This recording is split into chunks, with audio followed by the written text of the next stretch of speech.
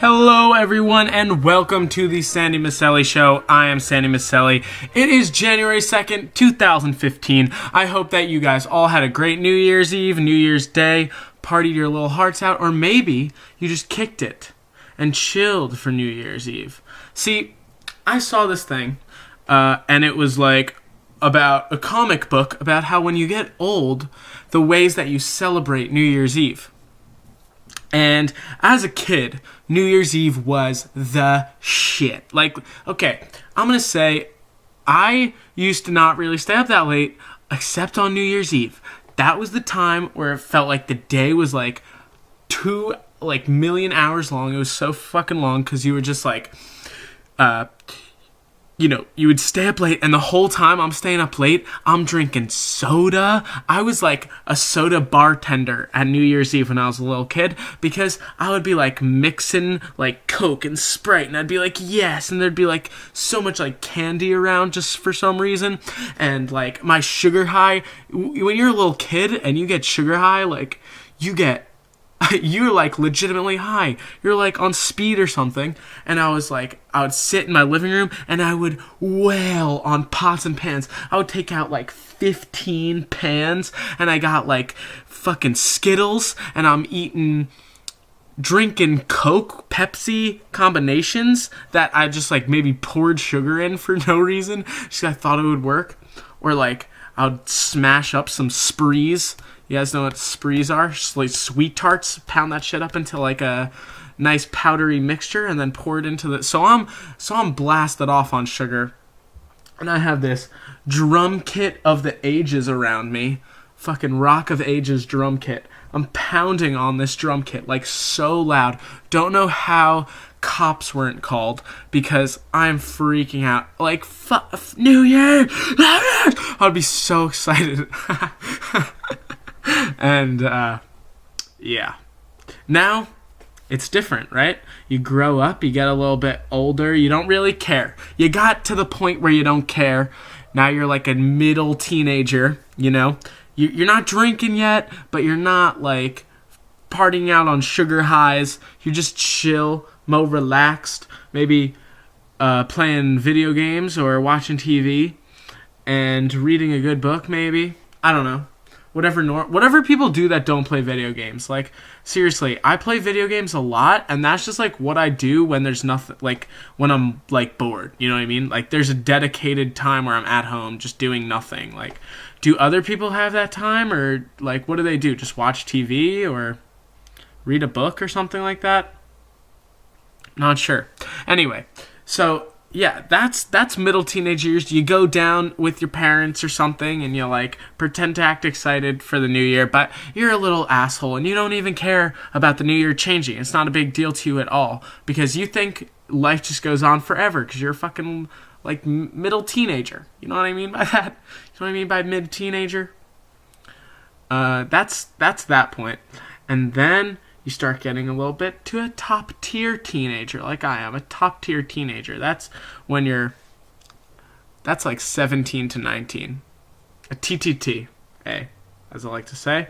And then you start getting fucked up, and you start going out and having parties and having fun New Year's Eve times. That's cool. And then you're gonna go to your mid-20s where you're like at a bar. I guess, like, when you're I don't even know, but I'm assuming it's like you're at a bar and everybody is just, like, grossly grinding on each other, you know, because they don't, like, know each other. That's what I don't know, that's the weird part about fucking bars, I guess, is, like, just meeting people at a bar. But I guess people do that, older people. So, that's what you do for New Year's Eve then, and then... you are like 30, 40, 50. You just go to sleep at like 10 o'clock. You wake up. It's the new year. You're still doing the same shit. That's why the years fly by. You're doing the same shit. Nothing's changing. Nothing is changing. You have nothing to look forward to. And, yeah, that's fucking New Year's Eve life. Like, that's your life. That's literally what we all have to look forward to. Wow. Girls with horses. Girls and horses, guys. What's that about? I don't know. Okay, here's the thing. Growing up, there would always be that like one or two girls in your class that loved horses a lot. Like what? I don't know. I was kind of a jerk in like, I'm gonna say like middle school or like end of elementary school. You know what I mean? I was kind of a dick. What me and my friends would do is we'd like, there'd be the girl who really liked horses a lot. She was like a horseback rider. She like drew horses, like read books about horses. I don't know. And so like she would be within earshot and we would be like, how was your horse meat sandwich last night? And like we would all talk about like how we were eating horses for dinner. Like, yeah, great horse dinner. It was like a stupid, like, we thought we were hilarious, fourth graders. But it's legitimate. Like the horse ladies, they go all crazy. They're like, what? Why are you eating a horse? Horses are beautiful and majestic. How come, if horses are beautiful and majestic, how come when people wear horse masks, they're gross and weird? Anyone? No, you don't know. Because horse masks are like a joke. Like if horses were really like beautiful creatures, there's no way that would be as funny as it is for somebody to be wearing a horse mask. You just be like, wow, yeah, a nice horse mask to look at. You would be in like awe instead of laughing. You'd just be like, nice, cool face, man. It goes better than your other face because of how beautiful horses are. I don't get it. Like, I know I might be biased because I'm allergic to horses, so I can't even really be near them. So I'm a little biased, but fucking horses, man. Like, just ride a car? Wow. Look at that. No.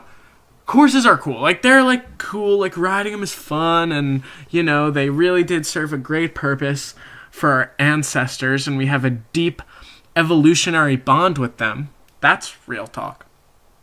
But still, they're not that cool. They're just animals. You know what I mean? It's like, why can we eat cows but not horses? That's what I really want to know. How come? When people say, oh, that place is serving horse meat, what's the difference? Has anybody even, like, knowingly had horse meat? What happens? I hear this guy, Alistair Overeem, who's a fighter, always saying that he's not juicing, he's just eating horse meat. Okay. Horses are stronger than cows, obviously. Look at their bodies. Cows are fat. But no, it's like, I'll eat a horse. What's the difference between eating a horse and a cow? I have no idea. It does not inherently gross to me just because society says it's gross. What's up with that?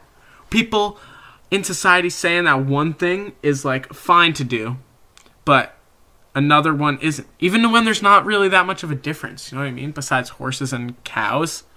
Like, the fuck? Well, I'm trying to think of other examples where that happens, you know? Oh, like tattoos, piercings. All right, check this out. I used to know one of my friends, good friends, hated tattoos, would never get one, piercings, and talking to that family, found out that they think less of people who have tattoos. Like, literally less of them. Like, yeah, they're like a trashy person or like whatever. What? That's not an inherent tattoo fact. It's pretty obvious.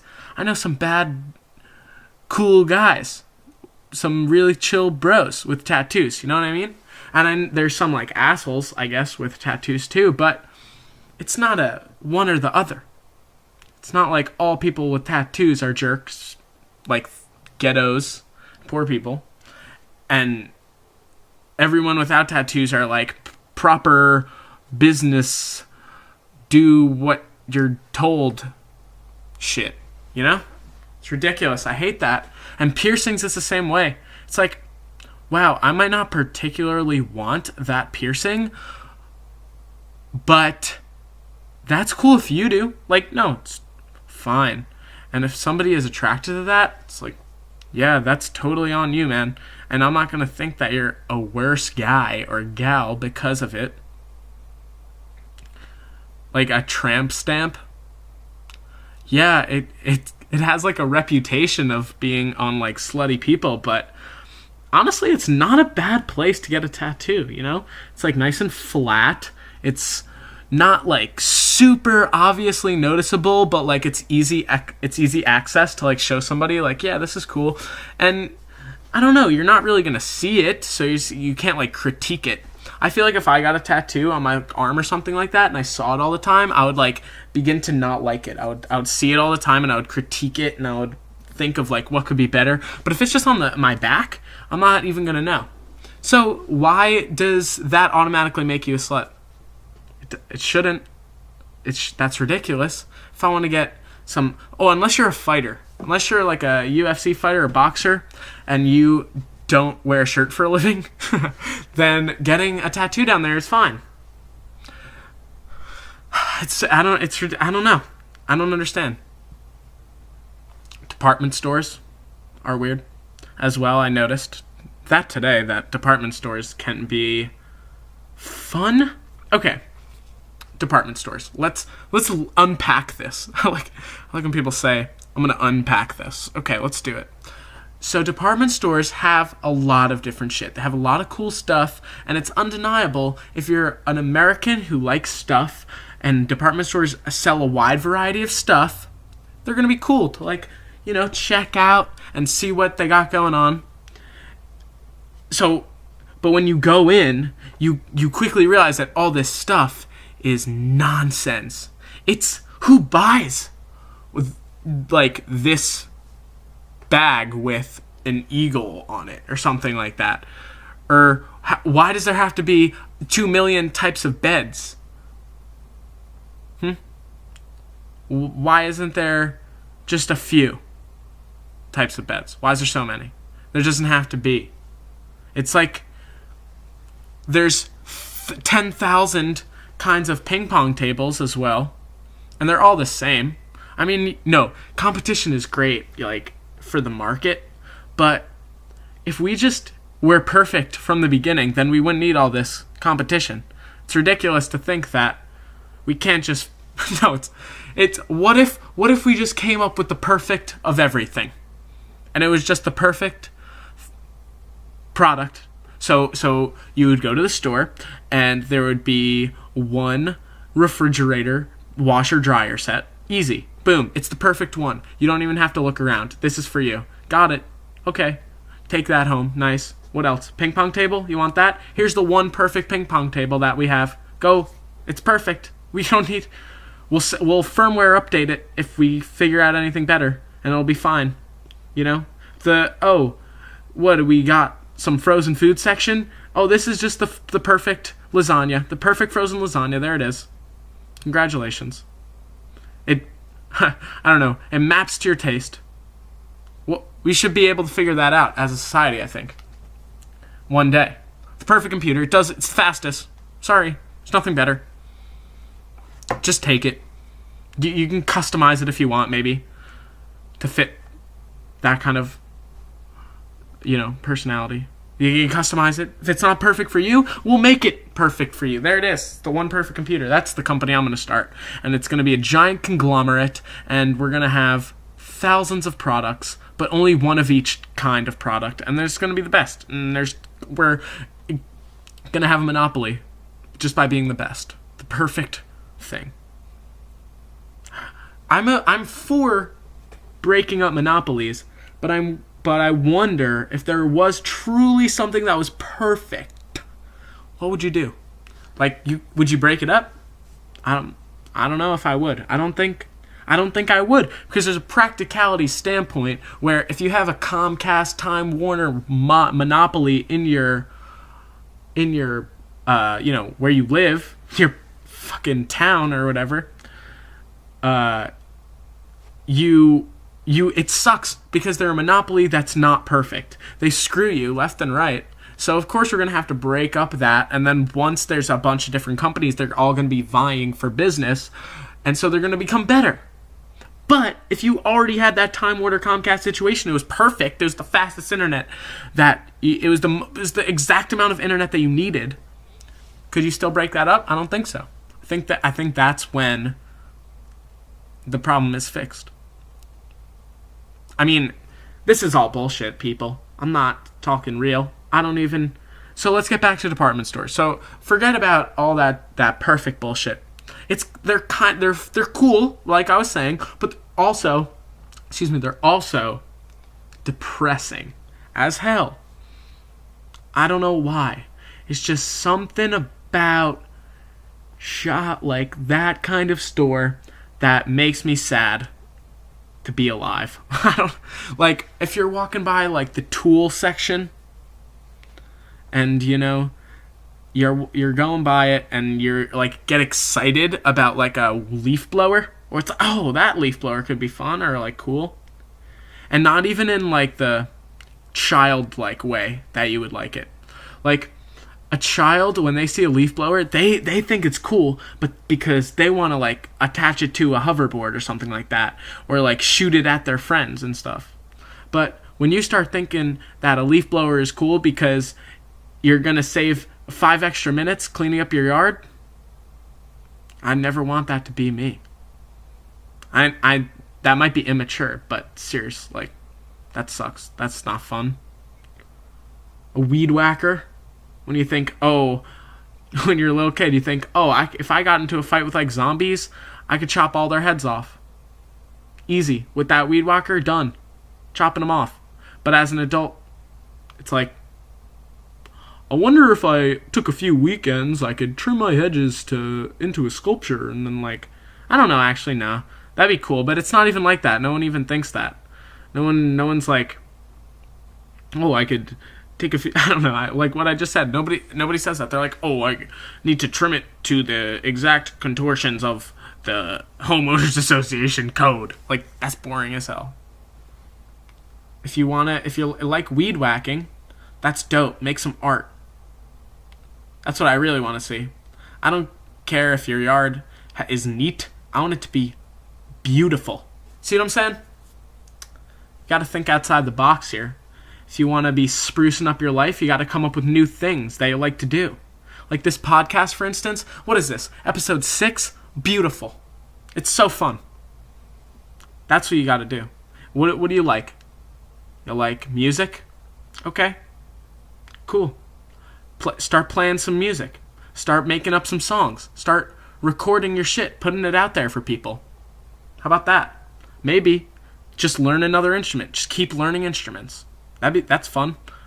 That'll make you a better person. Do you like Power Rangers? Okay. You know what you do? You go on Wikipedia and you start reading about Power Rangers. You just read about them. It's awesome. There's like, you can spend 3 hours just looking at articles on Power Rangers. I'm not even kidding. I've never done it a lot. I mean, I spend like 5 or 10 minutes, but I don't want to go too deep into it. I realize what I'm doing. Shit. Reading about Power Rangers for 2 hours. What the fuck? 10 minutes, I mean. No, but really. And then what do you do with that? You start, you become a writer. Oh, look at that. Oh, you revive Power Rangers and you make it super cool. Look, you just did Power Rangers. Did I say that? Did I say Super Rangers? I don't know. You revive it. You write it, and you write the best fucking Power Rangers episodes anyone's ever seen. You're gonna make money. Wow. There it is. You're doing something you like to do. Right. About you like Power Rangers. You're gonna be making merchandise. You're gonna be creating all new Power Ranger weapons and Megazords that you always dreamed of as a kid. Look at that. That's fucking perfect. What else do you like? Do you like Harry Potter? Now, that seems like it's a very established franchise that I don't think it would be easy to break into, so sorry. I don't know. This is what you do. You come up with the best Harry Potter idea that anyone's ever thought of. I don't know. The best ride, a theme park attraction, the best video game. Oh, look at that. A Harry Potter video game. You could easily make one and then have it be sick. Well, not easily, I guess, but if you think of the idea, you can make it happen. People will buy that shit. Or, yeah, there it is. Boom. You could be a creative writer, or you like programming so much that you fucking program, you like programming, so you program a video game. You program some video games. You come up with the best programming shit And then you network. You start partnering with people who have other ideas. See, you're this badass Harry Potter gangsta because that's what you like to do, and you're one of the best in your fucking Harry Potter knowledge or whatever, creativity. And then you got this other guy who's a dope video game graphic artist, designer guy, programmer, and he loves that shit. And then you guys come together and you make a beautiful product. Kind of like that documentary indie game, the movie. Watch that, guys. It's pretty sweet. It's pretty cool. Not even on like a video game level. Like, I like video games, so like I enjoyed watching it. But I think just from like a human perspective of like, wow, like these guys took something that they really love to do, and they like two dudes made this like beautiful piece of entertainment that like thousands and thousands of people enjoyed. And then at the end, they're like, well, I'm not even gonna ruin it, but seriously, it's awesome. Like, just to watch people like put that much effort into something and have like the rewards come back at them like 10,000 fold, and now like they can pay for their like parents' house and shit just because I'm like, what? It's inspiring, you know? I hope that's what I did today.